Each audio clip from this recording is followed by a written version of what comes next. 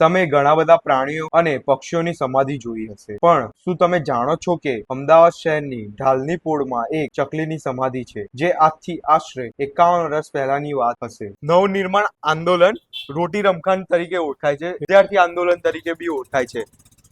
અમદાવાદ શહેરના ઢાલની પોળમાં 2/3/1974 ના રોજ સાંજે 5:25 વાગે અહીં એક અબોલ ચકલીનું પોલીસના બેફામ ગોળીબારના દુઃખદ અવસાન થયું હતું. ઢાલની પોળ જે અમદાવાદમાં સ્થિત છે, જે આસ્ટોડિયા દરવાજાની એકદમ નજીક છે. આગળનો ઇતિહાસ કાકા જણાવશે. બીપીભાઈ દરજી.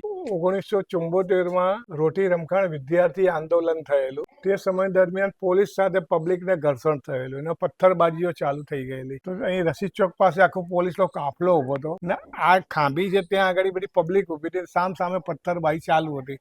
એવામાં પોલીસ ખાતાએ ત્યાંથી ગોળીબાર કર્યો. એ ગોળી અહીંયા આગળ અથડાઈ ને અહીંયા ચકલી બેઠેલી હતી, તો ચકલી ઘાયલ થઈ. ત્યાંથી ગોળી અથડાઈ પેલી કાયશ્રીને નાખે દિવાલ ઉપર અથડાઈ. 303 ની ગોળી હતી. પછી પોલીસ જતી રહી એટલે એ પબ્લિક અહીંયા આવેલા, અમે બધા અહીંયા આવ્યા, જોયું તો ચકલી મરી ગયેલી હતી.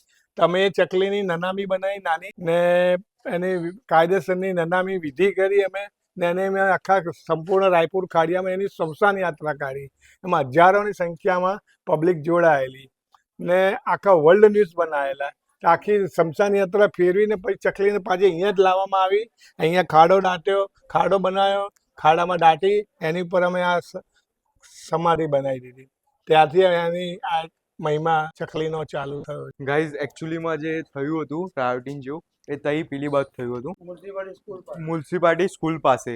અને એ રાયોટિંગમાં જ તઈથી ગોળી ચલાવેલી હતી અને એ ગોળી અહીંયા આવી અને અહીંયા ચકલી મરી ગઈ અને એ ચકલીની સમાધિ આ લોકોએ અહીંયા બનાવી છે. અને ઇતિહાસ જણાવી રહ્યા હતા ત્યારે એમની ઉંમર 17.5 કે 17 વર્ષ હતી.